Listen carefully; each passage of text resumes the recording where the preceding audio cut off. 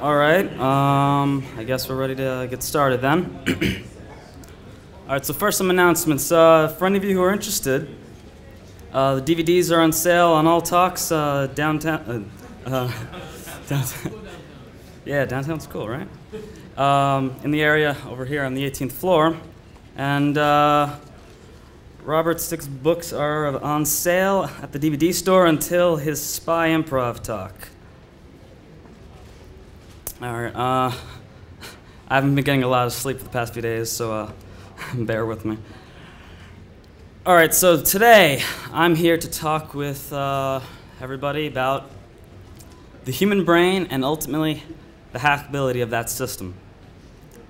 To me, this topic is interesting for a number of reasons, but among those reasons is the possibilities for all hackers of all types.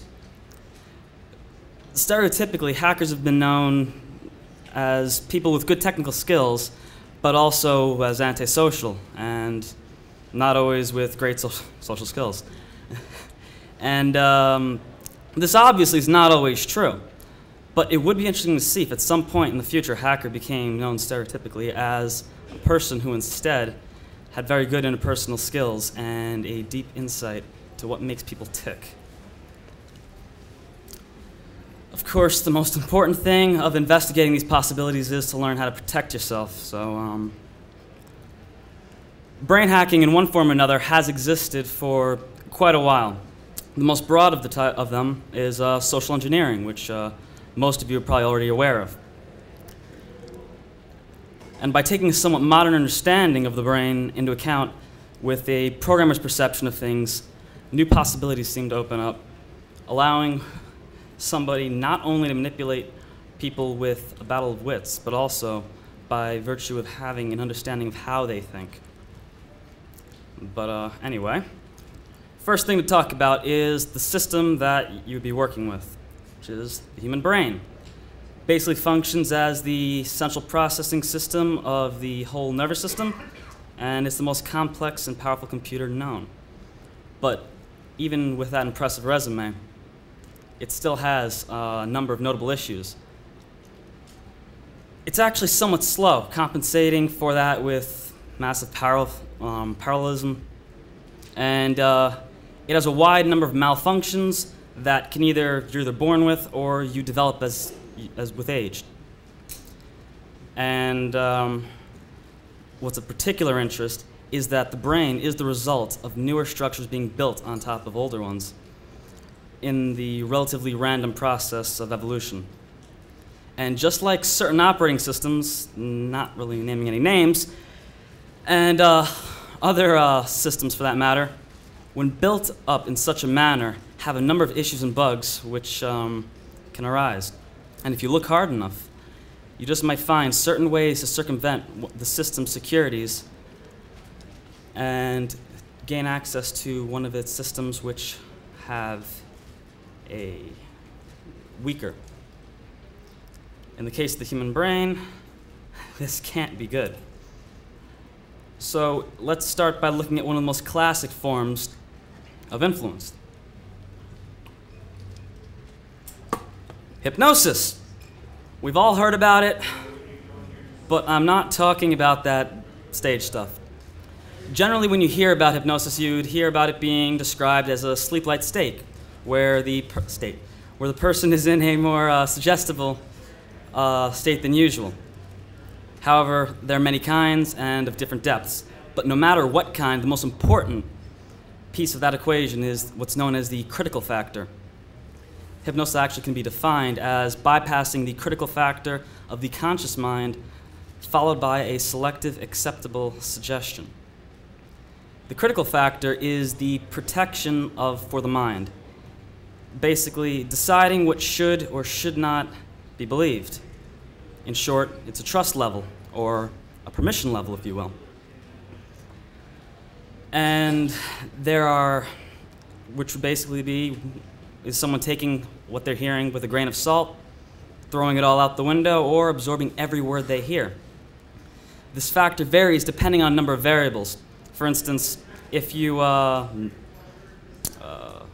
somebody came up to you in the train you would not be very likely to believe them, anything they have to say. But you'd be less critical of what your best friend from kindergarten had to say. And it gets more complicated than that in the fact of it's not just who says things, but what you say. If I were to say tomorrow that the world's going to end in 4 years, most of you would probably be saying, oh boy, it's another one of them. But if I said the weather is going to be nice tomorrow, you'd be less likely to not believe what I have to say unless you heard something directly contradicting what I said, which illustrates the varying critical factor. And since the depths of hypnosis are contingent on the critical factor, this explains why there'd be different depths to that. And that in one sense you could say we're all always under some state of hypnosis. So the amount by which you decrease someone's critical factor towards what you say, the more influence you'll have over that person. And since different types of comments have different permissions enacted on them, you can use things that have lower permissions to escalate your permission level. And one of the ways you can do that is simply speaking, or more specifically, how you speak. There are a number of things that go into it. It's not just stringing words together in compliance with grammatical rules. Where you place things in a sentence as well as within the entire paragraph will influence a person's perspective on a phrase. And after the context does tell us how we're supposed to understand something that we hear. So when anyone speaks, there's a number of qualities about how they say things and the tone of voice, the inflection, accent, and so on. These also move throughout the entire sentence and the paragraph. Some of these affect how a person speaks. I'm sorry, I just lost. Some of these effects how a person speaks are obvious. For instance, if a professor with a monotone voice were speaking in front of a class, he'd probably put half his class to sleep. I've gone through that. However, there are also lots of less obvious known effects. Done right, you can draw emphasis to words or phrases and take attention off particular words. Remember, our minds pick up on lots of things, and whether you're conscious of it or not. So if you draw emphasis to away from particular words in a carefully placed sentence, you can make it so they barely notice a word while still conveying a meaning that would be interpreted as if the word was drawn into focus. Also, carefully choosing words can make use of what's sometimes called weasel words. By using words that have common meanings as well as other additional meanings, you can construct a sentence that syntactically has multiple meanings, or a hidden meaning within the Trojan horse sentence. For lack of a better term, but the brain has to go through all these to figure out which one's the proper one, so it still does run through each of the possibilities, and subconsciously you remember them. It's important to note here, though, that the social conditions influence the various meanings of vocal patterns and phrases. And while many of them do have similar meanings in various situations, you would need to learn how to recognize those personality types. And on the topic of personality types, there are certain personality qualities that commonly appear together, which can be grouped into specific personality types or families. Cultures, subcultures, and likely genetic predispositions play an important role in shaping the various personality types. Understanding these types lets you understand a person's perception of things, such as their interpretation of vocal patterns and words and phrases and gestures. Equally important is understanding any of the personality types, and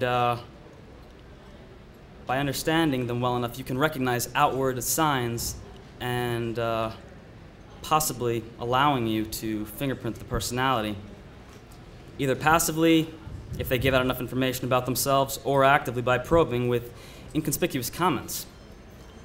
In a sense, you can probe someone to attempt to discover their OS. It's not necessary to have a full fingerprint of a person's personality. You can easily hack a person with only a partial fingerprint, narrowing it down to the personality family that can reveal enough exploitable details about that person. And in today's day and age, even less will do, because with things like MySpace and Facebook and all other social networking sites, all you need is one little piece of information and you're led to a whole wealth of knowledge about that person where they tell you everything about themselves.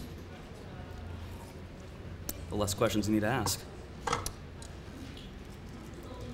And now that I've spoken about personality types, here's a little bit of something about what influences your personalities as well as what broadcasts. Mnemonics, or memes for short, is a concept called many things. Sometimes you may have heard it called social genes or thought viruses. Memes are thought to be blocks of social information that get transmitted through social interactions on the unconscious levels. It would seem that memes play an important role in making sure that members of society stick to the general beliefs of everyone around them. And body language also conveys a number of personal qualities as well as the person's mood. This, too, is also not conscious, or less conscious. And even though more is known about the body language in the general knowledge, there's still lots of things that are less well known. For instance, microexpressions. You may be interested to know that people don't have as much control over their facial expressions as most people would like to think. A lot of times, other expressions are simply being suppressed within a few fractions of a second. These expressions, these microexpressions, can actually reveal something about what the person may be trying to hide.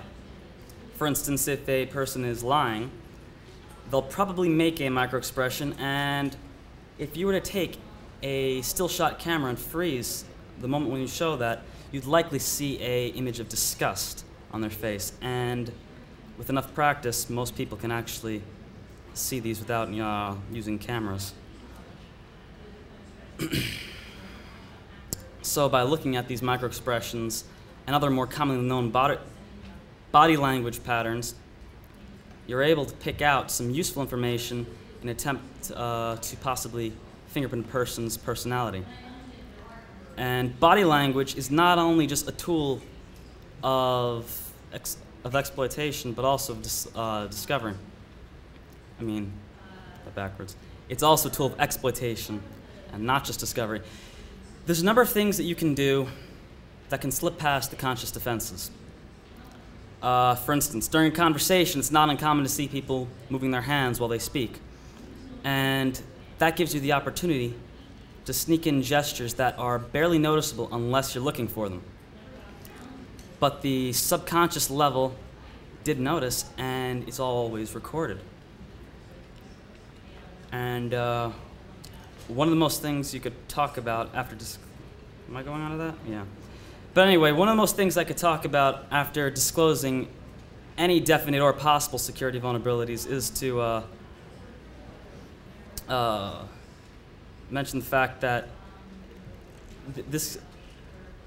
people need to look more into these kinds of things because more attention is being drawn to this. And while if you look on the internet, you won't see very much about these topics. You will see more than you see maybe 5 years ago. And you don't want to have just a few people learning how to control some of the most intimate details and not know how to stop it, or because you may possibly be able to patch the mind. And let's see. So, other things to talk about is that anchoring. You can, when you are doing anything, say you're saying a certain word, you can make a certain gesture and attach that idea that's conveyed in the words with that gesture. And if you condition the person, if you do it a couple of times, depending on how influenceable the person is, simply making that gesture will recall that feeling or whatever thought it is you were trying to convey. Unfortunately, I don't have much to say. If anyone needs to ask any questions, I am. Talk at all about like tryptamines or indole compounds? Talk about programming the mind. That would be what I would call the like local exploitation, because with a lot of drugs, you're you're imitating chemicals that are already in your brain. So it's like taking an input and feeding it the kind of data which it believes is the proper and legitimate. And in reality, it's not. And you can then supply it in much larger quantities than your brain would normally provide, causing a much more intense effect. And people can use that, like, you know, people trying to find truth serums and such. But as far as I know, that it varies depending on the person and not always the most dependable. There's a characteristic called charisma, Mm-hmm. where people have this emotional tendency to start mimicking some of your neuro-linguistic patterns. For example, if you talk about things that are physical, grasping, visual, and whether you actually feel something, sense something, or you use the word grasp. All these words have tangible aspects of how you actually function. When you do that, the sociopaths pick up on it, repeat it, talk to you in these same patterns. You get this comfort level of patterns. And the thing is, as soon as you start talking about brain chemicals, the first thing you're looking at is your comfortability. When you start developing that comfortability, you're actually exciting your brain to have all the chemicals in the position where you are addicted to. This is part of a cultural programming set. You get dynamics of personality. They are an emotional framework. If you look at what I learned about the brain, you have a certain type of enthusiasm. And it's enthusiasm that actually charges your brain to actually help focus the thing. If you're getting into a new study, what makes it be enthusiastic about a particular new study. And in every new study, we have a different type of charge enthusiasm. What it does is it charges our brain, it charges our physiology. And when it does, it creates an emotional complex. And that emotional complex actually has this energetic charge. It also does, you know, feed your brain all these chemicals, et cetera, et cetera. But it's a dynamic, and it's a personality. And you can collect faculties to it. Unfortunately, what makes us also socially unconventional is our brains, when we act that way, we develop a personality that doesn't fit within a prescribed personality framework of society. Those are not only means of part of it, but our emotions, how we act, and it's the dynamic. And actually, our brain is picking up on the right side of the brain for these giant patterns, not only the micro-momentaries from the face, but it's also how we speak. If we stutter, I know upstate New York, if I stutter just once, I can talk all day. But the moment I start stuttering or I stop to think, they know that I'm thinking. That makes them immediately uncomfortable. And what happens, then you charge in, stop what you're saying, and they use an emotional frame, not so much as an anchor. Physical gestures are an anchor one way, but it's the emotional ones. There's a political term called shark bait. You use a word like liberal, and next thing you know, there's this whole level of emotional context to go through. And the more someone uses those words, you're anchoring it to, it's a bait. People respond to it emotionally. But as soon as they have that emotional frame of mind and program, you'll find their personality constructs actually will feed the means into their brain just like an operating system, like a program. dump it out. People regurgitate it just like that. Now, once you have people emotionally set up like that, this is how you program it. Those beams go right into it. And all you have to do is trigger someone's emotion. They'll pick up right on it. You'll find people who have that type of charisma, and they'll do it. Like even in church, people get into this little pattern, demagogic pattern. It's getting people into an emotional mind framework, and they just don't believe it. This is my observation. So this is I have a spiritual weakness where it's like you talk about culture, the thing about life is an illusion. It's not life, it's our perception of it. Right, it is our perception of it, and what we see is not necessarily the same as how we perceive it. And by trying to understand a person's personality type, you can then better get a look inside their head, because since not everyone sees things the exact same way, if you were trying to use specific phrases or specific tones, you need to know how they're going to react about it. And as he was saying about, talking about the brain patterns, recognizing what you see, that is something that also, to some degree, happens in everybody else. If you see, somebody dancing, neurons in your brain do fire off as if you're doing the exact same thing. And as I said, depending on the, there's numbers of things that can go wrong with the brain, where it can go to the extreme as that, or synesthesia, where your senses mix over. Not all necessarily negative.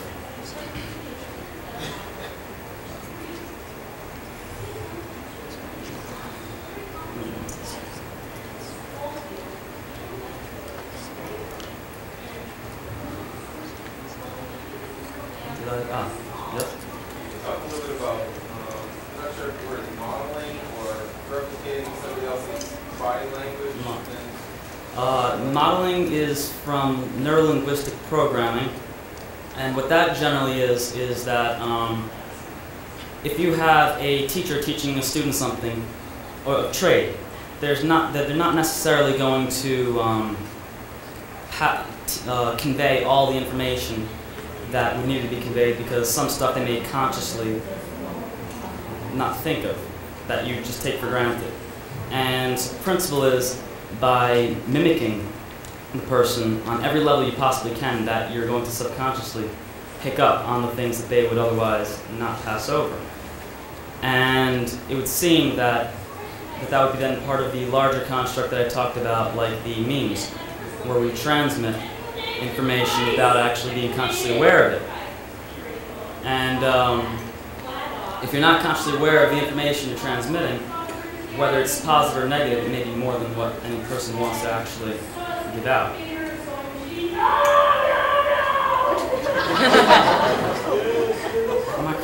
don't know if it's a microphone or her, but that's loud. Case in point, exactly what you're just talking about right now. Everyone that was sitting here that walked out, we were talking, was paying attention to his visuals. He's not as energetic as this lady moving here up here, shouting at everyone, keep people engaged. They already discounting what you're saying, obviously, it's off of visual cues, and just, they just automatically turn off. Right. Now, of course, I wish I got more sleep. So I would be a bit more animated, but 3 days. Yeah. Another neuro-linguistic programming thing that is always kind of cool is like learning to speak in E-prime when you try to say a statement removing any reference to the word is, which is like what you were saying before about defining something as this is a liberal idea, or this is something. It reduces everything to one singularity where you can only see it in one way, and that causes all this conflict, like little talking heads on the news all the time. It has to be one way or the other. But like when you're having an argument with someone, if you can take that isness out and say, like, take an example, like, Susie wears a suit to work, Susie is professional. Susie goes out at night, Susie dances and goes crazy. You meet two people that know her in different aspects, and you'll be like, Susie's great at work, and the other person says, Susie's a whore. And then you have a big flagration, right? Because both can be true at different times, and that's completely a perceptual thing, and you need to, if you can teach yourself to take that out and see things, see Right, and talking about the fact that all of those arguments that could come from that, it kind of goes back to what I was saying, how this, to me, seems to be very important, that there's, first of all, at the face value of what I was talking about, being able to exploit people. That's, one, can be dangerous, and two, people need to do more research and explore this to learn how to protect themselves and do whatever they want with it. And also, on the other fact of the matter is, a lot of the problems that we have in this world are because of misunderstandings. If we took more time to understand how each other work, we may not have as many of them.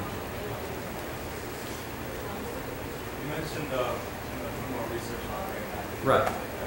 You also mentioned that part of finding things online seems like people, a small few people know a lot about brain hacking. How do you, where do you find your information? I mean, I don't know my brain hacking from Darren Brown. Darren Brown is definitely entertaining. I've watched some of the shows. But there's a number of resources you can find, but you have to really scour extremely hard. Now, something I wanted to have done before I came to speak was I was going to have a list of resources that I had found, because I generally don't just want to say that I've made up everything or so on. I want to actually have as much facts behind what I've said as possible, and it'll also help people who want to look into this to decide for themselves whether it's something they want to look into or not, to actually put that together, because right now it's very difficult. Do you have a website or somewhere you can first rate?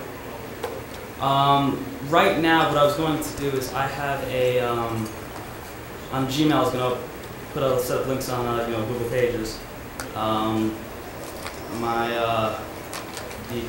If anyone wants to email me or they know the account to find the Google Pages, you know about that, is Dot.Ret@gmail. And yeah, it's the same thing that's on the schedule, saying the speaker. Someone over here have a question? What about the future possibilities of brain hacking in similar ways to the brain machine? Using Yes. audio, visual, and similar concept in the same way that the known issue of people seeing a certain image or color patterns and almost in a video memory marker of what type of issue will see for possibly physical or other muscle or other areas of memory. Right, and sometimes that is actually literally buffer overflow, where flashing lights can give some people seizures. And the possibility of what we're trying to figure out, such as how to put somebody in a footstep state if they accidentally override the bar agreement. right. And can't figure out how to turn that on. There are good side effects that might be able to come up with, such as forcing somebody to stay where you are physically, without using caffeine, as well as you can't accidentally override the critical areas of the process. Well, in my opinion, no matter how dangerous something may be, it's always better to look into it, understand it as thoroughly as possible, so that way you can avoid those dangers from there on. Right. And like as you talked about with the brain machines and the audiovisual stimulation, that a lot of that doesn't necessarily seem to make sense. Like, why would that happen? And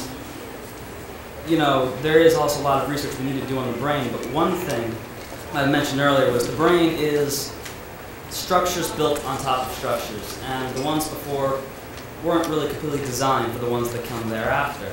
And you have just sort of in some ways you could say it's a patchwork system. And with all these extra things put together, the effects that result aren't always what one would consider positive, which can cause the brain, for instance, in that particular case, to be exploited, where you can possibly get yourself into a hallucinated state. Although, even though it's kind of more science fiction in the present, Right. Possibility of figuring out your memory areas, how to override that, and possibly just flash somebody's memory with a college course. Yeah. If you're ever able to figure out how to use the same kind of technology to program information in memory. Well, another area may be opening up with that, with the brain implants, which would actually really bring the term brain hacking to an entire new level, because if you had wireless connection to your brain, people could try downloading viruses and so on. They're actually, DARPA was working on what they call the telekinetic monkey. And if you're a U.S. citizen, your tax dollars went to fund a research project where they did exactly that. They took the motor cortex strip of the monkey and implanted electrodes into it. And the monkey was, and with an antenna, the monkey was able to move a robotic arm in a lab. And that was 2004.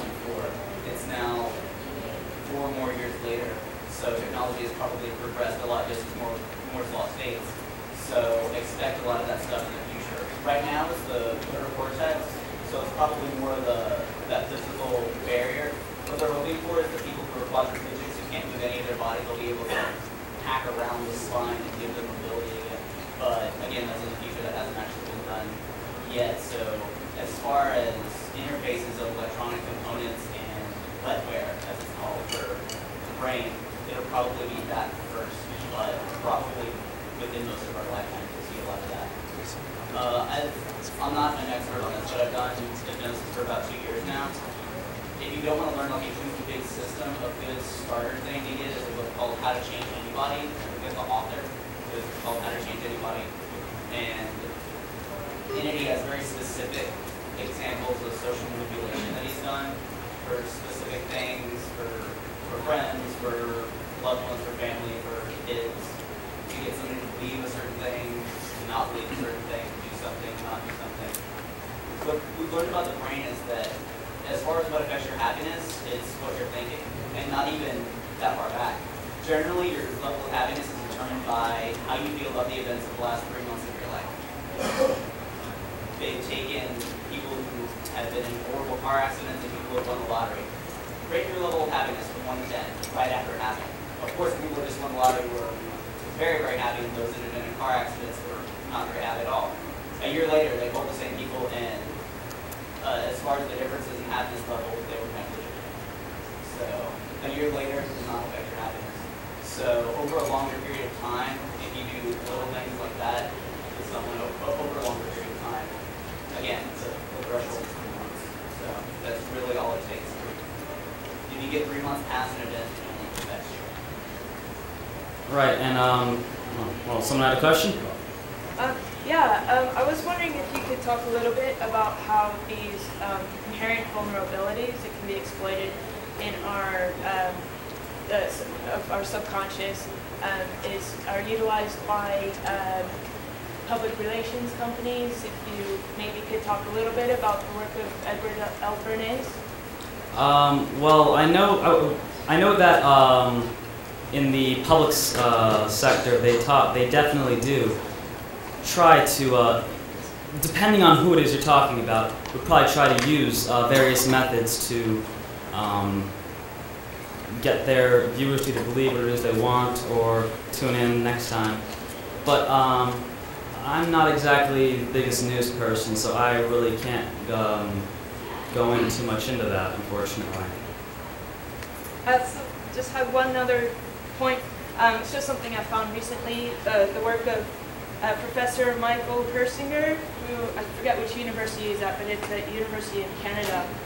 He's done work with using electromagnetic pulses to that are like mimic the resonance of chemicals in the brain, and actually just through electromagnetism can recreate the effect of certain drugs in the brain. Well, yes, since our brain is basically a computer, and it is an electrochemical computer, it is physically vulnerable to using systems like that. I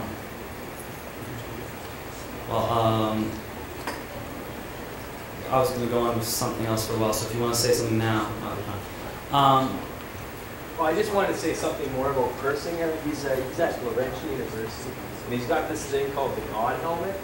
And what it does is apparently it induces the feeling that you're in contact with God.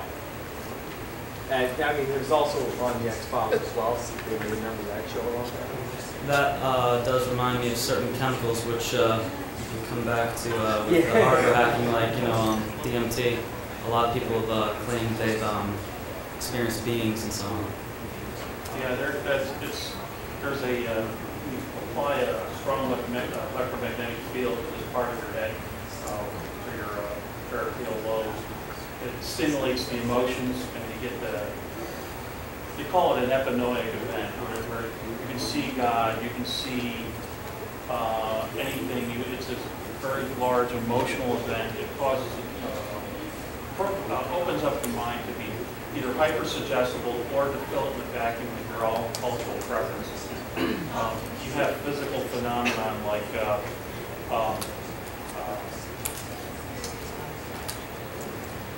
ionized gases, which can have, from fault lines and what have you, they actually create large potentials.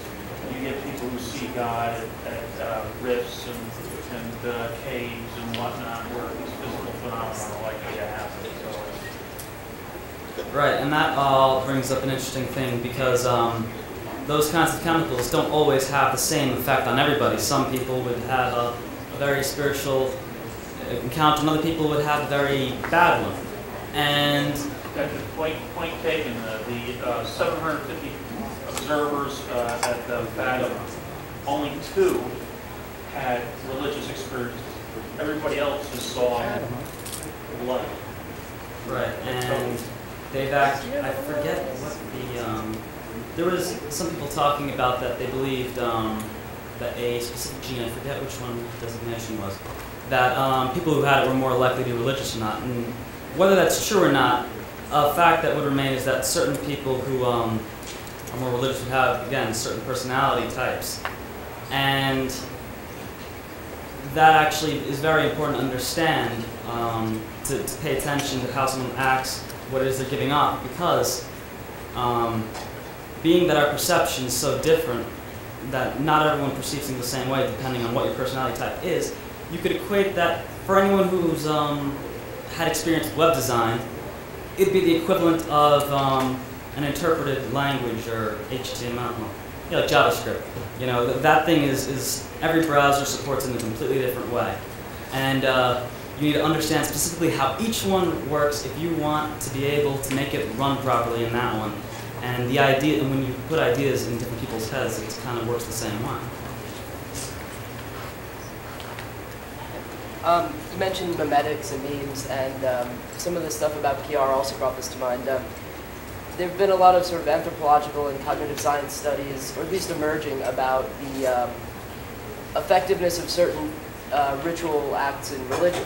And I was wondering if you wanted to comment on how, you know, there are certain effective patterns of transmission of ideas in massive religious structures and also in very small religious structures. Well, I wouldn't comment specifically on religion, but I would say that there probably are patterns which are more effective than other patterns, because if these are things that are designed, evolutionarily speaking, then you kind of would want a somewhat standardized protocol for information to be transmitted across, and organizations who maybe learn how to use that properly would have an easier time than others.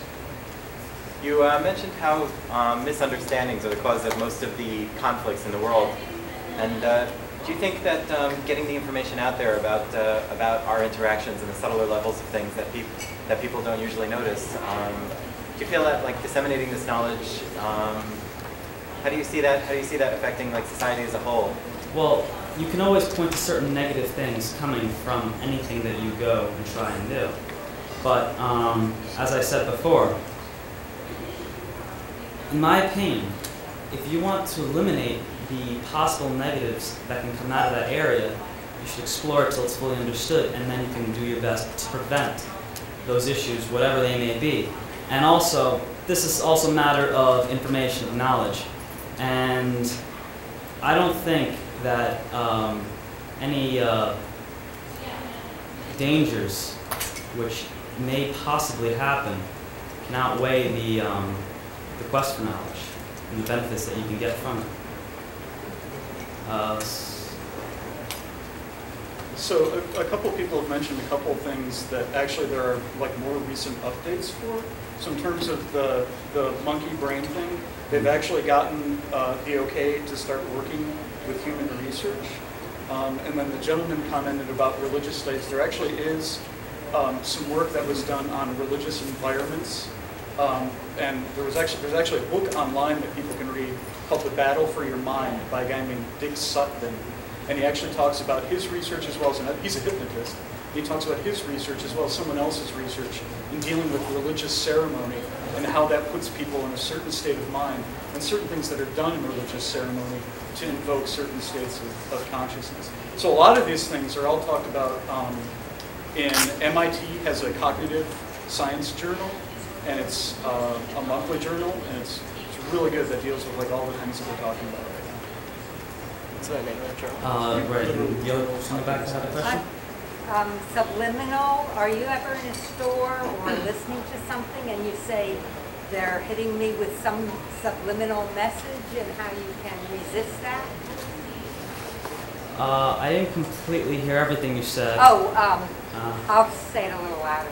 Are you ever in a store or listening to something and you say, oh, they're hitting me with subliminal messaging, and how you can resist that? Well, if you understand what it is that's the method, if you're in a store and you hear music playing and you think that it is some form of subliminal messaging, simply understanding and realizing that will do a world of benefit for protecting you from that. It's kind of like knowing the name of the beast gives you power over it. I think once you realize what's going on, it's no longer subliminal. Right, and part of the thing about that is that the conscious mind basically serves as a protection for the layers underneath. And if you're aware of it, you can take proper measures to block it out. Now, our minds don't work exactly like computers, and we can't have perfect firewalls running, the exact same way all the time. Our minds, our conscious, our focus goes in and out, and so on and so forth.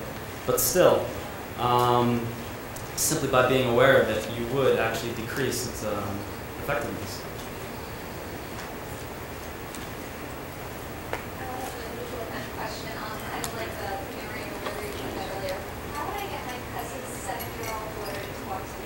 She has selective mutism. She'll only talk to her parents in one way at school. She loves me, but she won't talk to me. Is there anything that can encourage her? I've tried saying, I won't answer your questions, or cannot, and read, but I don't know if there's... See, I'm really not sure exactly how to answer that question, unfortunately. That would take a very detailed conversation, I think, and that's probably a situation where you want to see the child you're talking about to actually make sure that, like we spoke about before with modeling, a teacher may not intentionally, but unconsciously not transmit all the information that may be helpful. And being that I wouldn't want to call myself an expert, I wouldn't want to answer that. And you had a question? What? I'm having a hard time hearing what you're saying. I'm not completely familiar with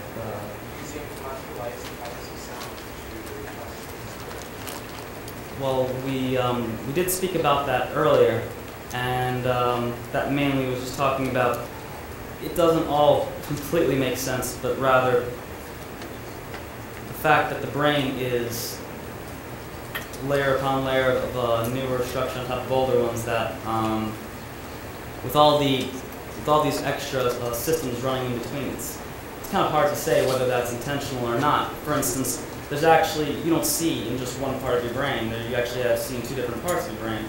And people who've had the frontal part and the cerebral damage where they couldn't consciously see the parts further back, they weren't consciously aware that they were able to see, but if they were asked to grab something on the table 9 times out of 10, they would grab it. And it just brings about the fact that there are many systems running which don't necessarily help each other by running together.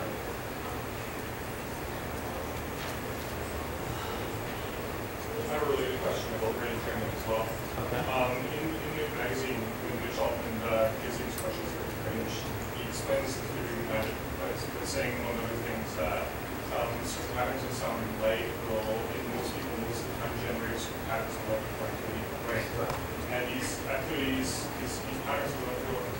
thought to be in the brain have been observed to correspond to certain mental states. And I was curious if you knew how strong this correspondence was and how much justification for that was.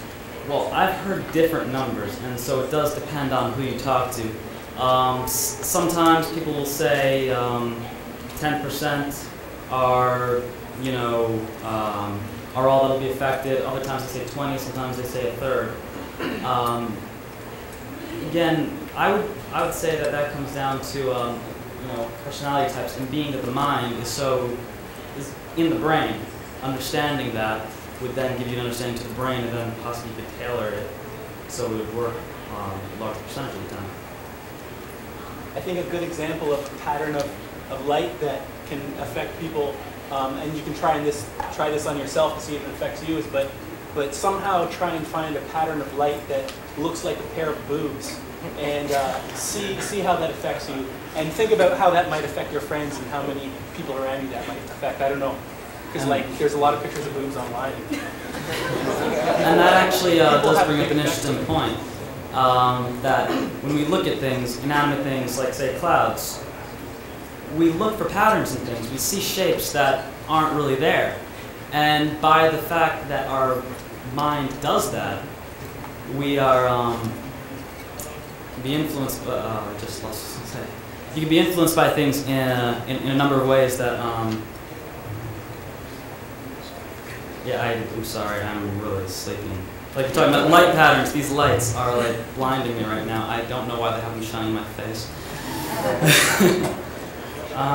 Let's see. We have time for like a couple more questions. So if anyone else. Oh. I think at the same time when you bring up flashing lights and such, it also brings to like epilepsy. Right. Seizures from flashing lights, it doesn't affect everyone, but at the same time it does kind of exclude a certain group. And that also kind of proves that, you know, flashing lights and what comes at you doesn't affect everyone the same way. And that kind of brings about, I guess, the massive diversity within the human mind. Right, and it's also interesting is that I wouldn't say necessarily the epileptic traits from flashing lights, you know, bring on epilepsy. But a lot of other qualities that we have, which you could consider malfunctions of the mind, in the wild had a negative effect, and natural selection may have cleaned some of them out. But being the society we're in now and how we try to help as many people as possible, we could actually be throwing off those ratios, making it much harder to predict. I thought I saw someone raising their hand over there. So earlier in your talk, you were talking about when you're talking to people regarding varying personality types and keeping up on the personality characteristics. Could you go into a little bit more detail regarding what characteristics you're picking up and different categories of personality that you? I would love to, but unfortunately, we are running out of time. So I'll try to put stuff online or see what I can do about that. But I have to say that it's happy to see how many people were you know, asking questions and even commenting on each other's questions. Because to me, this seems like like I said before, a very important thing. And for the reason of understanding how this can be used against you, and the reason of how this could possibly be used to just better our interactions with other people. It's something that shouldn't be ignored, and people should go out there, do research, and don't have to take my word for it. Do research and see if you think it's believable or not, and if so, decide whether you want to explore that. You know, this is a hackathon. I would expect people to, you know, look for themselves and not just listen. So thank you for putting up with my really...